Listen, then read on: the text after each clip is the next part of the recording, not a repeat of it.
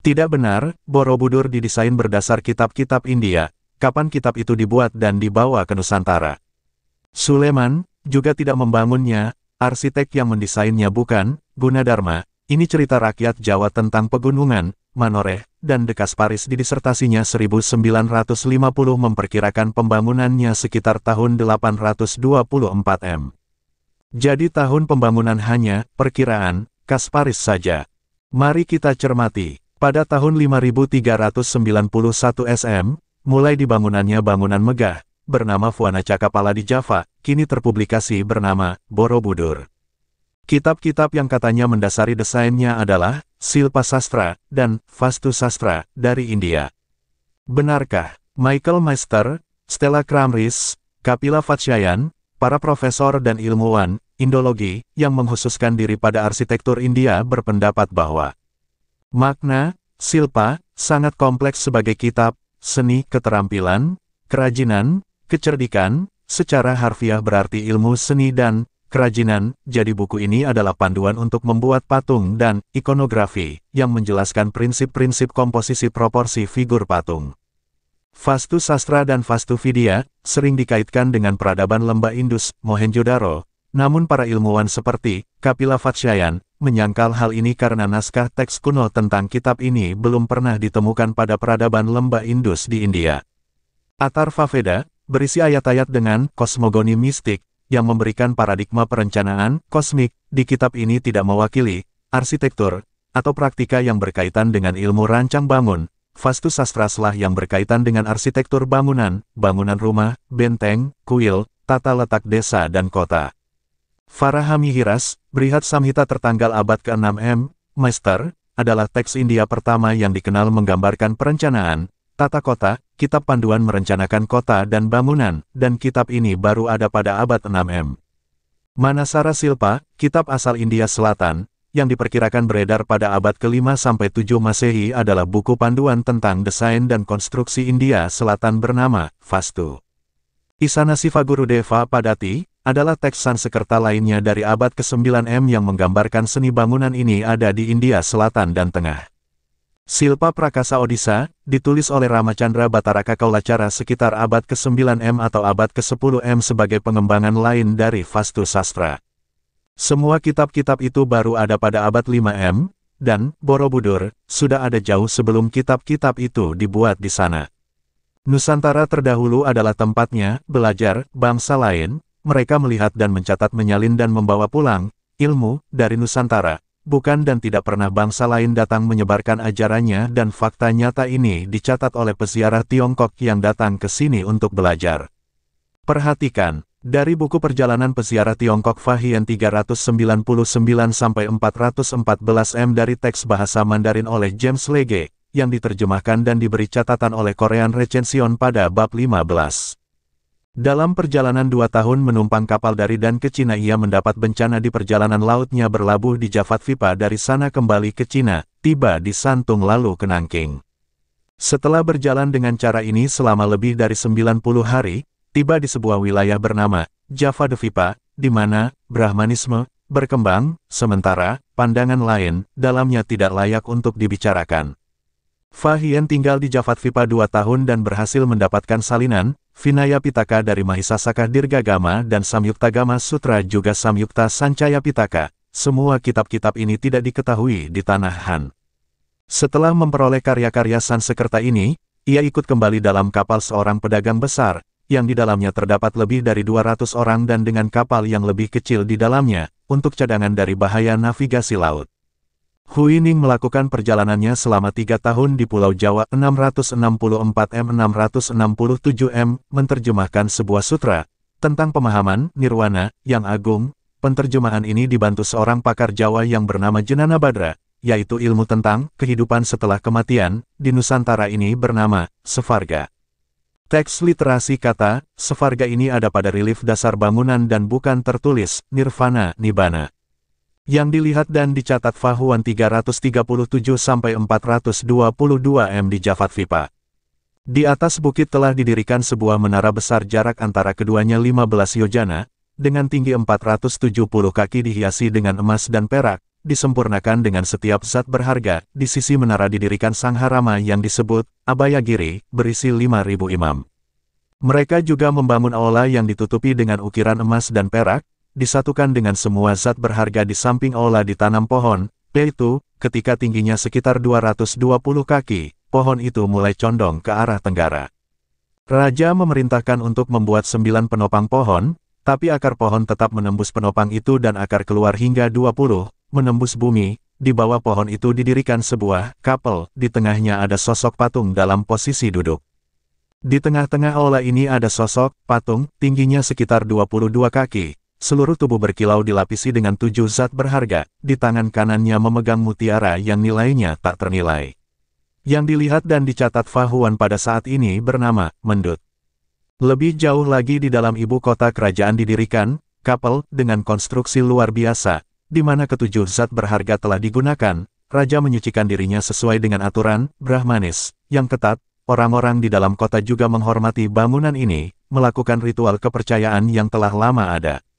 Yang disebut kapel oleh Fahuan saat ini bernama Borobudur.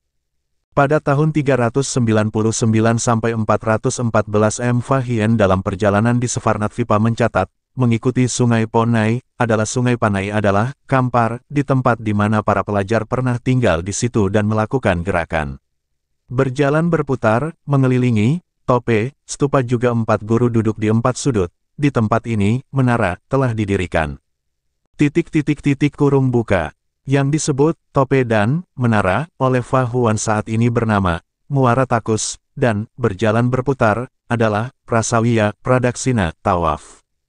Pada tahun 602 sampai 664 Hyensang, Fahien 399 sampai 414 M, Huining 664 M 667 mencatat apa yang dilihatnya di Savarnatvipa.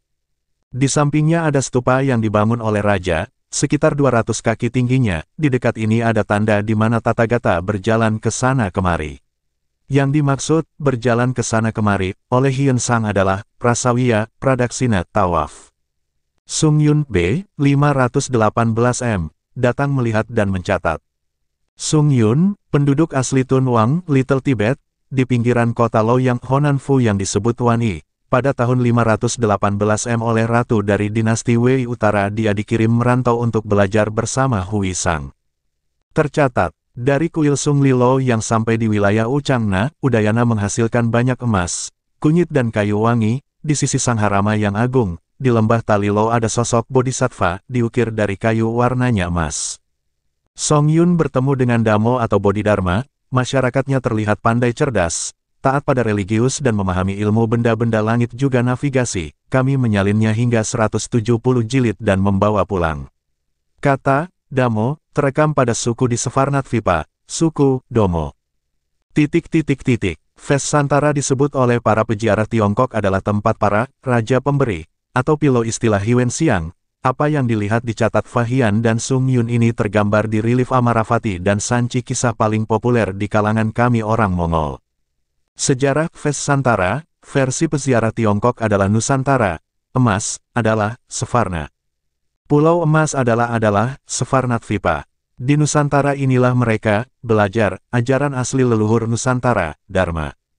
Teks literasi kata Dharma terekam di relief dasar Borobudur dengan teks kata Kusala Dharma Bhajana dan Vinaya Dharma Citakya. Ini berarti Borobudur berdasar ajaran asli Nusantara yang hingga kini tersimpan di Bali. Petik 2. Fuana Cakapala kini terpublikasi bernama Borobudur.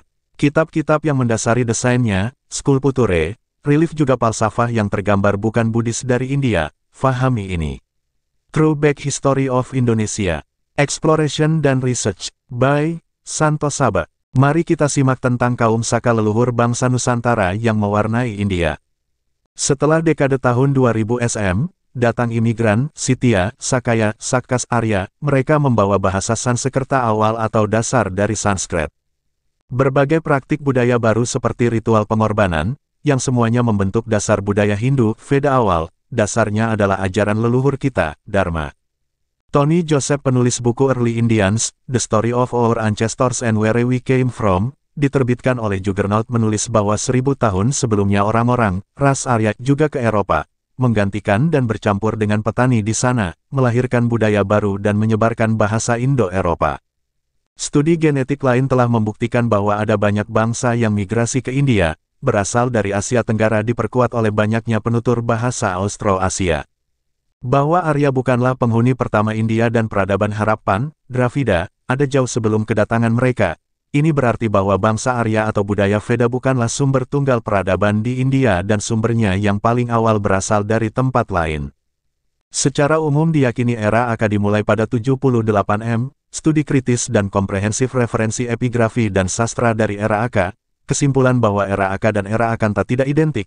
Zaman era Aka dimulai pada 583 SM sedangkan zaman era Akanta dimulai pada 78 M. Sejarah kronologis India kuno telah diajukan sejak 661 tahun karena dua zaman yang berbeda ini secara keliru dianggap identik. Bahwa Arya bukanlah penghuni pertama India dan peradaban Harappan, Dravida, telah ada jauh sebelum kedatangan mereka. Mereka telah berkampanye untuk mengubah kurikulum sekolah dan menghapus setiap kata yang menyebutkan imigrasi Arya dari buku sejarah. Tulisan di atas dikutip dari Tony Joseph penulis buku Early Indians. Menurut buku A History of India, pada 125 SM dinasti Kusana dari suku bangsa Yuchi memegang tampuk kekuasaan di India. Mereka terketuk oleh perubahan arah perjuangan suku bangsa Saka yang tidak lagi haus kekuasaan itu.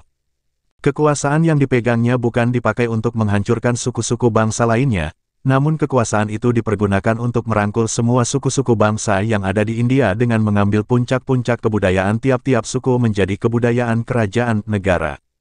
Pada 79 Masehi, Raja Kaniska pertama dari dinasti Kusana dan suku bangsa Yuchi mengangkat sistem kalender Saka menjadi kalender kerajaan. Jadi tahun 79 Masehi identik dengan tahun 1 Saka. Sejak saat itu, bangkitlah toleransi antar suku bangsa di India untuk bersatu padu membangun masyarakat sejahtera. Akibat toleransi dan persatuan itu, sistem kalender Saka semakin berkembang mengikuti penyebaran agama Hindu. Pada 3000-an SM, bangsa Harappa membangun kota-kota zaman perunggu di Sungai Indus Pakistan modern. Mereka melakukan perdagangan dengan Asia Barat. Pada 2000-an SM, peradaban Harappa runtuh. Tak diketahui secara pasti penyebab keruntuhan ini. Tidak lama setelah itu, bangsa India Eropa datang dari Asia Tengah ke India. Mereka disebut juga bangsa Weda atau Arya, dan membawa serta kuda, kereta perang, dan bahasa mereka. Agama mereka ikut bercampur dengan agama lokal untuk kemudian menghasilkan agama Hindu. Sistem kasta juga mulai muncul pada masa ini. Sekitar 800-an SM, bangsa Weda bergerak dari lembah Indus untuk menaklukkan seluruh India Utara, termasuk lembah Gangga. Pada 539 SM, Persia, di bawah Kores Agung, menyerang India Utara, Pakistan modern, dan menjadikannya bagian dari Kekaisaran Persia. Pada 323 SM, Alexander Agung, ketika menaklukkan Kekaisaran Persia, juga melancarkan serangan ke India. Setelah itu muncul negara-negara kuat di India. Yang pertama adalah Kekaisaran Maurya yang berdiri pada 321 SM dan runtuh pada 184 SM. Masa ini diikuti oleh periode kerajaan-kerajaan kecil hingga pada 320 M berdirilah Kekaisaran Gupta yang berlangsung hingga 550 M. Kerajaan-kerajaan besar lainnya juga muncul di India Selatan. Dimulai sekitar 400-an M, gelombang serangan dari Asia Tengah dan Asia Barat mulai menyerbu India. Awalnya, suku Hun menyerang, kemudian, setelah runtuhnya Gupta, kaum Muslim berhasil merebut India Utara dan mendirikan Kesultanan Delhi. Sekitar 1200-an dan 1300-an M, Mongol juga melakukan serangan berulang ke India. Semua konflik ini berlangsung terutama di India Utara. Sementara di India Selatan, kerajaan-kerajaan India lokal relatif tidak terlalu terganggu. Setelah bangsa Weda berpindah ke lembah Gangga sekitar 800 SM, mereka menjadi semakin jauh dari Asia Barat dan Tengah, sehingga semakin mengurangi kontak dengan orang-orang di kawasan tersebut. Bangsa Weda juga mulai bercampur dengan orang India, sedangkan dewa-dewi India dicampurkan dengan dewa-dewi India Eropa. Penaklukan Weda di Gangga dikenang dalam Mahabharata, yang pertama kali dituturkan pada masa ini. India Utara pada masa Weda akhir. Akan tetapi, bangsa Weda tidak menguasai seluruh India. India Selatan dikuasai oleh sekumpulan raja merdeka yang tidak mau tunduk kepada bangsa Weda. Kisah mengenai peperangan antara Bangsa Weda melawan para raja selatan diceritakan dalam Ramayana. Pada 500 SM, sebagian India Barat Laut Pakistan modern ditaklukkan oleh Persia di bawah para rajanya, Kores dan Darius. Sama seperti bangsa Weda, bangsa Persia juga merupakan keturunan bangsa India Eropa yang dulu meninggalkan tempat asal mereka. Ketika leluhur bangsa Weda masuk ke India, leluhur bangsa Persia memilih untuk menetap di Iran. Persia tak pernah benar-benar menguasai India. Mereka berhasil memaksa orang India memberi upeti, namun orang India tidak benar-benar tunduk terhadap segala perintah Persia. Sementara itu, bangsa Weda terus menguasai India Timur Laut. Ingin meniru Persia, bangsa Weda berupaya membuat sebuah kekaisaran yang besar. Disebutkan dalam Mahabharata bahwa ini adalah masa ketika ikan besar memangsa ikan kecil. Pada 400-an SM, Siddhartha Gautama, yang kemudian lebih dikenal sebagai Buddha, hidup dan menyebarkan agama Buddha. Hinduisme adalah peleburan atau sintesis dari berbagai tradisi dan kebudayaan di India. Sintesis muncul sekitar 500-200 SM di India, dengan pangkal yang beragam dan tanpa tokoh pendiri tumbuh berdampingan dengan Buddhisme hingga abad ke-8. Dari India Utara, sintesis Hindu, ini tersebar ke selatan. Akhir abad ke-18, Hindu, menjadi istilah padanan bagi orang India, yang bukan Muslim, bukan Sikh, bukan Jaina, bukan Kristen, bukan Buddha, mencakup berbagai penganut dan pelaksana kepercayaan tradisional yang berbeda-beda. Artinya, istilah Hindu itu sebagai antonim terhadap keyakinan lain, kemudian kata Hindu, dengan tambahan akhiran, isme, ditambahkan sekitar tahun 1830-an untuk merujuk pada kebudayaan dan agama. Istilah tersebut diterima oleh orang India sendiri dalam hal membangun jati diri bangsa untuk menentang kolonialisme. Hindu, sebagai tempat berhimpunnya aneka tradisi yang koheren dan independen, didukung oleh sanskritisasi, abad ke-19 di bawah dominansi kolonialisme Barat serta Indologi. Mulai saat ini istilah Hinduisme dipakai secara luas.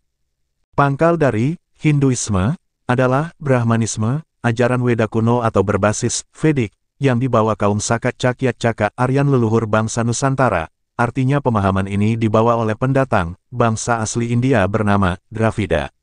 Asal-usul agama di India dimulai masuknya bangsa Arya Cakya Saka yang membawa perubahan yang sangat besar dalam tata kehidupan masyarakat India sejak 3102 SM sampai 1300 SM. Yang kemudian menulis Veda di sana. Di bawah ini adalah putra Nusantara Indonesia terdahulu, tercatat setelah Veda dituliskan. Dharmadasa 700-620 SM. Dharmapala 670-580 SM. Sanjaya Belataputa 6 SM. Sariputra 568-484 SM. Sefarnatvipa Dharmakirti 610 SM 520 SM, ada dua nama pada masa berbeda sekitar 1013 M. Kumarila Batai 618-540 SM. Adi Sankara 569-537 SM. Krijanayasa, Dapuntahiam 671-702 M. Ershi Markandeya, abad ke-9 M. Fahami sekali lagi mereka di atas bukan Hindu atau Buddha, tapi yang diajarkan mendasari lahirnya Hindu-Buddha Jaina di India, setelah Veda dituliskan dan tokoh sebelum Veda dituliskan tidak tercatat. Bahwa Arya bukanlah penghuni pertama India dan peradaban Harappa, Dravida, ada jauh sebelum kedatangan mereka. Ini berarti bahwa bangsa Arya atau budaya Veda bukanlah sumber tunggal awal peradaban di India, bahwa sumbernya berasal dari tempat lain. Perubahan tersebut terjadi karena bangsa Arya melakukan integrasi kebudayaan dengan bangsa asli India, Dravida, dan selanjutnya integrasi ini melahirkan tiga agama India. Bangsa Arya setelahnya mulai menulis kitab-kitab suci Weda. Kitab suci ini dituliskan dalam 4 bagian seperti Rigveda, Samaweda, Yajurveda, dan Atharva Weda. Kaum pendatang inilah manusia yang berasal dari Nusantara, nenek moyang leluhur kita kaum Saka Cakya Caka Aryan. Literasi kata ini terekam sempurna di Borobudur, dengan kata Mahecakya. Teks kalimat Mahabharata Udyogaparva, 108 dapat ditafsirkan bahkan disimpulkan bahwa, Timur, ini awal mula, ajaran, sebelum dibukukan menjadi kitab bernama Veda, lokasi yang ditunjuk sebagai Timur. Disinilah sang pencipta alam semesta pertama kali menyanyikan Veda. Artinya literasi kata Timur pada kutipan di atas adalah Asia Tenggara. Nusantara Indonesia, disinilah ajaran dharmik original berasal dan dipelajari jauh sebelum adanya ajaran yang terlahir di India. Jadi, pangkal dari Hinduisme adalah Brahmanisme, ajaran Weda kuno atau berbasis Vedik, yang dibawa kaum Saka Cakya Caka Aryan. Literasi teks kata Cakya, ajaran asli Nusantara, Dharma, dan para keturunan Brahmana ini masih ada di Bali. Caka adalah kaum leluhur Nusantara, tertulis pada relief dasar Fuana Cakapala Borobudur dengan teks literasi kata Mahecakya, bangsa Cakya, Sakayat Sitya Saka, Aryan yang agung, kaum Caka, sudah ada lebih dahulu jauh dari 78 M dari saat menaklukkan Raja Salivahana, India. Angka tahun 78 M ini yang disalah tafsirkan untuk menghitung awal tahun Saka di prasasti. Hingga hilang sejarah kita sebelum tahun itu, ini pangkal kerancuan sejarah Nusantara. Ajaran leluhur kita adalah Dharma, Dhamma, Damo terekam pada literasi kata Kusala Dharma Bayajana di figura dasar relief Borobudur. Jadi, benar Hindu-Buddha berasal dari India dan tidak benar situs-situs juga ajarannya di Nusantara Indonesia berdasar Hindu-Buddha dari India. Ajaran yang tersimpan sempurna pada budaya Bali dan tergambar di situs-situs itulah ajaran yang mendasari lahirnya Hindu, Buddha dan Jaina dibawa oleh kaum Caka, Saka, Cakya, Arya leluhur kita keluar Nusantara Indonesia. Kitalah yang mewarnai India, by Santo Saba, Maha Ershi Markandeya dan Resi Agastya. Saat ini tertulis dan terpublikasi. Budaya Nusantara khususnya Bali dimulai oleh para resi dari India, Ershi Markandeya dan Agastya, benarkah? Mari kita simak. Ershi Markandeya mengacu pada epik Sanskerta Mahabharata yang terdiri dari 100.000 slokas berusia lebih dari 2000 tahun berkaitan dengan nama Markandeya. Mahabharata 2, 82.70 tercantum tentang nama Markandeya, berkesinambungan dengan kata Tirta, sebagai berikut. Markandeya yang diberkati oleh Wisnu, melakukan banyak tapasya di Tirta, ini adalah tempat Agnidra beristirahat, setelah membagi Jambudwaipa di antara 9 putranya.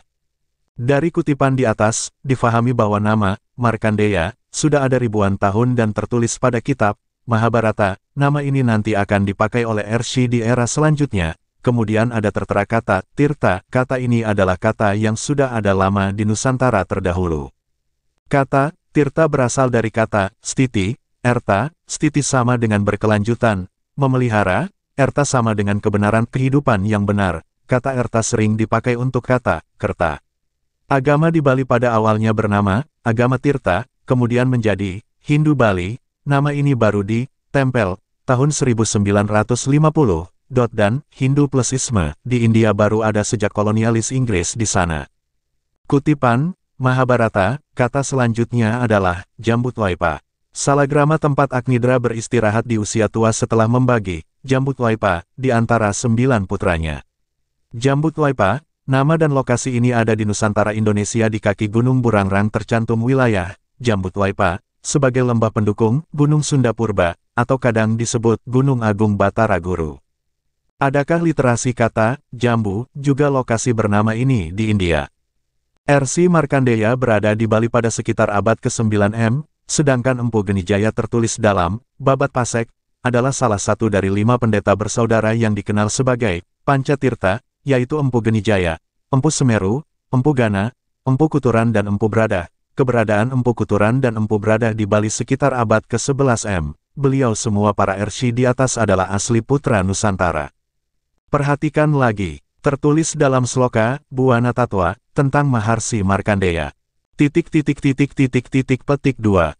Sang Ayati Mawang Sang Niata pada Sira Apekik Listu Paripurna, Wicaksaneng Aji, Wibuhing Sastra Utama. Sang Ayati melanjutkan jejak leluhurnya menjadi seorang pertapa, beliau berputra Sang Prana, demikian pula adiknya yang bernama Sang Niata, berputra Sang Merakanda. Setelah dewasa Sang Merakanda beristrikan Dewi Manaswini, berputra Maharsi Markandeya. Selanjutnya Maharsi Markandeya beristrikan Dewi Dumara, menurunkan Maharsi Dewa Sirah yang beristrikan Dewi Wipari yang kemudian menurunkan banyak putra. Adakah nama-nama di atas itu nama India? Atau adakah sumber India yang menyebut silsilah lengkap nama Maharsi Markandeya siapa ayah ibu serta anak istrinya, lengkap seperti di atas? Jadi, benar adanya Ersi Markandeya adalah putra Nusantara, bukan hanya namanya, juga kunci bukti beliau adalah orang Nusantara adalah karena Resi Markandeya melakukan penanaman, pancadatu, di Pura Penataran Besaki. Juga Ersi Agastya melakukan banyak ritual, agama Tirta, di Bali. Ini adalah bukti perilaku dan tata cara Nusantara karena hal ini tidak terdapat di India, ditambah ada peraturan di sana yang tidak tertulis bahwa orang suci tidak umum membawa ajarannya keluar wilayah. Kapan dan siapa, misionaris, India yang masuk ke pelosok Nusantara, hingga seluruh situs dan kerajaan pra-Islam disebut berdasar pada dua ajaran yang terlahir di India. Belanda telah berperan Meng, India, Kan Bali, mendatangkan orang India ke Bali, Meng, Kasta, Kan Bali tahun 1910 karena pengaruh inilah banyak orang Bali tahun 1930 belajar ke India. Intelektual dan akademisi Bali berkesimpulan Bali lebih sempurna, begitu juga filosof Rabindranath Tagore. Ersi Markandeya adalah putra Nusantara di antara nama leluhurnya terdahulu yang membawa ajaran asli keluar Nusantara melahirkan Buddhism, Hinduism dan Jainism di India adalah Dharmadasa 700-620 sm. Dharmapala 670-580 sm. Suvarnatvipa Dharmakirti 610 sm 520 sm. Sariputra 568-484 sm. Kumarila Batai 618-540 sm. Adi Sankara 569-537 sm. Nama, Sariputra, ada di Nalanda Bihar India. Sariputra, adalah putra Nusantara dari ibunya Sari, ayah Matara terlahir di Sumatera masuk dalam silsilah persukuan, Piliang. Nalada Koperpalate, yang ditemukan di Vihara Nalada di India, tertulis Raja Pala keturunan Shailendra bernama Balaputra Dewa dari Suvarnatvipa. Artinya, Nalada, di Bihar India didirikan pada tahun 427 M dibangun oleh dan atas prakarsa Shailendra Srivijaya dari Sumatera. Beliau membangun Nalada demi kepentingan, pengembangan, yang pusatnya pendidikan itu ada di Nusantara. Tahun yang tersebut di atas tidak ada dalam catatan sejarah saat ini, karena, mustahil, ada catatan sejarah kita sebelum tahun 78 M. Ini akibat penghitungan awal tahun Saka di prasasti dimulai tahun itu dan sejarah kita sebelum tahun itu terpublikasi, primitif, manusianya menganut animisme, dinamisme. Ini tidak benar. Krijanayasa Dapunta Hyang melakukan, Sidayatra, perjalanan suci membawa, Dharma, ke Bali, Kerajaan Nusantara Srivijaya, Majapahit, Pajajaran melarang memungut pajak di Bali, di sini ajaran asli Nusantara tersimpan baik. Krijanayasa Dapunta Hyang melakukan, Sidayatra, yaitu, perjalanan suci, membawa, Dharma, juga para alumni wisudawan dari Universitas, Dharmapala, ini lokasi yang dilihat Ising abad 7 M. Krijanayasa pergi menyebar ke arah utara juga ke barat bersama 2.213 orang. Hal ini pula yang dilakukan Ersi Markandeya sampai ke Bali. Ersi Markandeya menciptakan sistem irigasi, subak, di Bali, adakah ini di India? Catatan sejarah negeri ini tertulis, terbalik, sejatinya kitalah yang mewarnai India. Resi Agastya menurut Pustaka Purana dan Mahabharata, dia lahir di Kasi. Benares Agastya memiliki seorang istri bernama Lopamudra. Agastya merupakan anak dari Pulastya dalam Mahabharata Lopamudra. Nama Agatsya ada pada kitab-kitab terdahulu di antaranya Mahabharata. Tafsir tempat tentang Agatsya pada kitab-kitab itu tidak berarti harus di India saat ini. Beliau memegang peranan penting dalam penyebaran Dharma atau Dharmik original di Asia Tenggara, terutama Jawa, Indonesia. Hal ini dikuatkan dengan keberadaan prasasti Dinoyo yang diperkirakan dibuat pada tahun Saka 682. Dalam prasasti disebutkan mengenai pembangunan tempat tinggal untuk Ersi Agastya. Prasasti yang mencatat mengenai keberadaan Agastya yakni Prasasti Porong. Prasasti ini berisi tentang beberapa nama lain yang disematkan pada Agastya. Selain itu juga nama petapa ini juga tercatat di Ratu Boko. Terdapat beberapa teks yang memperkuat pengaruh keberadaan Agastya dalam penyebaran Dharma. Kakawin Hariwangsa menyebutkan keberadaan Agastya sebagai penuntun dari Raja Jayabaya. Teks Agastya Parwa yang ditulis dalam bahasa Jawa kuno dan bahasa Sanskerta, isinya berupa pertanyaan Dresashu yang mewakili seorang siswa kepada ayahnya yang mewakili seorang guru mengenai alasan manusia naik ke Svarga. Masa pemerintahan dan saat tokoh Agatsya ada di Nusantara adalah Gajayana Lingga Jagatnata atau Gajayana saja adalah seorang raja dari kerajaan Kanjuruhan yang sangat dicintai oleh para Brahmana dan rakyatnya karena membawa ketentraman di seluruh negeri. Sang Liswa dari Kanjuruhan atau dikenal dengan gelar Gajayana Lingga Jagatnata atau Gajayana saja adalah seorang raja dari kerajaan Kanjuruhan yang sangat dicintai oleh para Brahmana dan rakyatnya karena membawa ketentraman di seluruh negeri.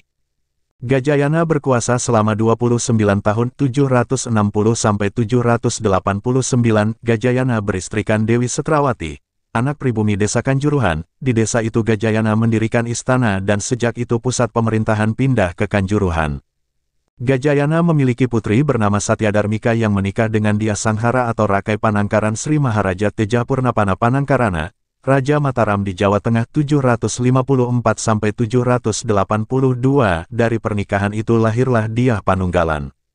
Rakai Panunggalan yang nama nobatnya Rakai Panunggalan Bima Parakrama Linggapawitra Jawa Bumandala berkuasa di bagian utara Jawa, yaitu di daerah Mamratipura, Medang, selama 18 tahun 782–800. Jadi nama Resi Marhatya juga Resi Agastya. Ada Pustaka Purana Mahabharata juga Ramayana. Selain nama tokoh Agastya yang bukan dimaksud pada kitab di atas adalah ada di Nusantara dengan bukti. Nama Resi Agastya Kakawin Hariwangsa menyebutkan keberadaan Agastya sebagai penuntun dari Raja Jayabaya. Teks Agastya Parwa yang ditulis dalam bahasa Jawa kuno dan bahasa Sanskerta. Isinya berupa pertanyaan Dresasyu yang mewakili seorang siswa kepada ayahnya yang mewakili seorang guru mengenai alasan manusia naik ke Svarga. Tentang Mahaershi Agatsya dan nama Gajayana Lingga Jagatnata atau Gajayana. Gajayana adalah seorang raja dari kerajaan Kanjuruhan yang sangat dicintai oleh para Brahmana. Istilah Brahmanism ini yang ditulis sejarawan Eropa, kaum yang membawa filosofi ajaran dharmik original yang dikemudikan hari menulis Vedic. Kebebasan menafsirkan Veda menjadikan lahirnya ajaran baru Buddhism, Jainism kemudian Hinduism di India, hingga kini tersimpan di Bali dan tergambar di situs-situs Nusantara. Resi Marhatya juga Resi Agastya, dianggap pembawa Hindu, India ke Nusantara. Kata Hindu plus Isme baru ada sejak 1830 di masa kolonialis Inggris, dan tidak ada misionaris India masa pra-Islam masuk ke pelosok Nusantara. Salah kaprahnya semua situs yang tidak ada patung orang duduk bersila dilabelkan berdasar ajaran ini. Throwback History of Indonesia, Exploration dan Research, by Santo Saba.